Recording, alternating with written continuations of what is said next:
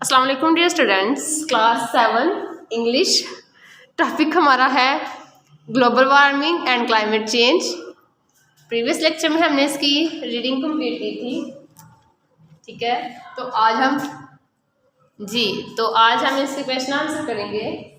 तो question answer हमारे पास है 5, पेज नंबर है हमारे पास 62, पेज नंबर हमारे पास है 62।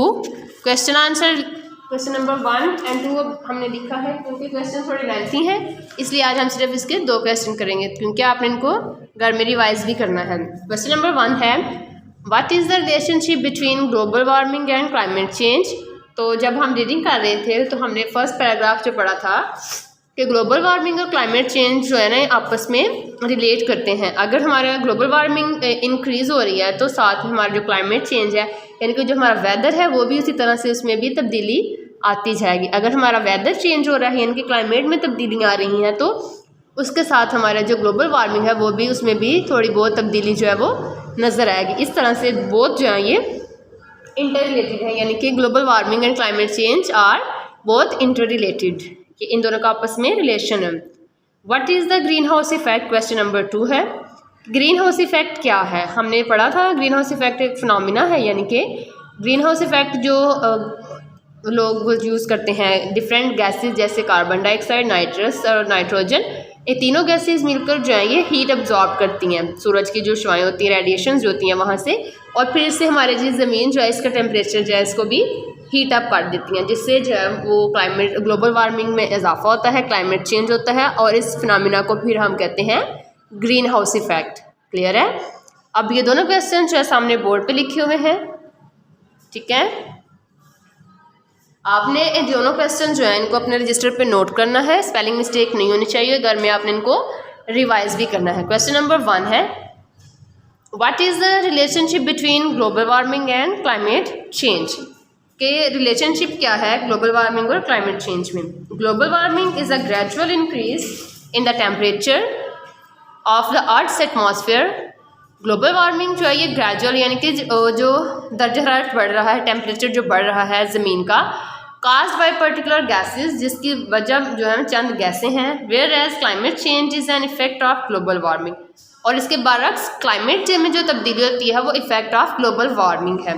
सो global warming and climate change are both inter related, यानी कि ग्लोबल वार्मिंग में जो तब्दीली और जो इजाफा हो रहा है उसकी वजह जो है डिफरेंट गैसेस हैं, और जो क्लाइमेट में चेंजेस हो रहे हैं उसकी वजह ग्लोबल वार्मिंग है। तो ग्लोबल वार्मिंग के बढ़ने से क्लाइमेट चेंज होता है और both are inter related.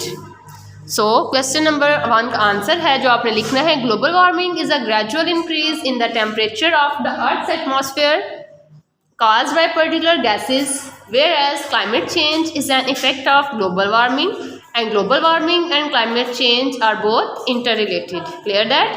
Question number 2 है, what is the greenhouse effect? greenhouse effect क्या है? आंसर है इसका, global warming happens because green house gases like carbon dioxide, nitrous oxide and methane have been increasing tremendously for the last few years. अब global warming किस वजह से होती है, उसके पीछे जो वजह है वो ग्रीन हाउस गैसेज हैं, जिसमें हमारे पास कार्बन डाइऑक्साइड, नाइट्रस ऑक्साइड और मेथेन गैस है। अब ये तीनों गैसेज मिलकर जो है ना ग्लोबल वार्मिंग का जो इंक्रीजिंग लेवल है उसमें उसकी वजह बनती हैं। अब पिछले कुछ सालों से ये जो है ना ज़्यादा होती जा रही हैं, ठीक है। ग्लोबल वार्मिंग बढ़ती जा रही है और ये गैसेस जो है इनके इस्तेमाल में भी इजाफा होता जा रहा है।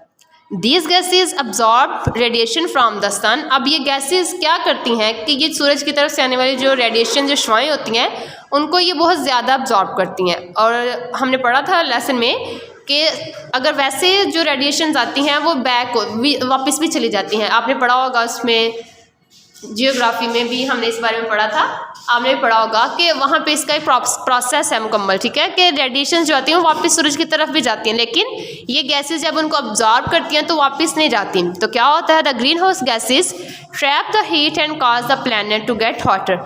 अब जब ये एब्जॉर्ब करती है रेडिएशन, जिससे हमारा प्लैनेट जो है वो हॉट हो जाता है, गर्म हो जाता है, और फिर ये हमारे इस ग्लोबल वार्मिंग की वजह बनती हैं। This phenomena is known as green house effect, और इस जो वजह को हम कहते हैं ग्रीन हाउस इफेक्ट। तो ये हमारा जो क्वेश्चन था कि what is the green house effect, ये इसका आंसर है। एक दफ़ा फिर से इसको सुन लें। Global warming happens because green house gases like carbon dioxide, nitrous oxide and methane have been increasing tremendously for the last few years. These gases absorb radiation from the sun and the greenhouse gases trap the heat and cause the planet to get hotter. This phenomena is known as the greenhouse effect. Clear? Question number 1 और 2 थोड़े से lengthy थे, इसलिए सिर्फ आज हमने 2 किए हैं। बाकी जो 3 क्वेश्चन उनको हम कल करेंगे, ठीक है। तो ये इनको आपने रजिस्टर पे नोट करना है, पेज ऐड करना है पहले, फिर उनको नोट करना है और इनको घर में रिवाइज भी करना है, ठीक है। अल्लाह हाफिज़।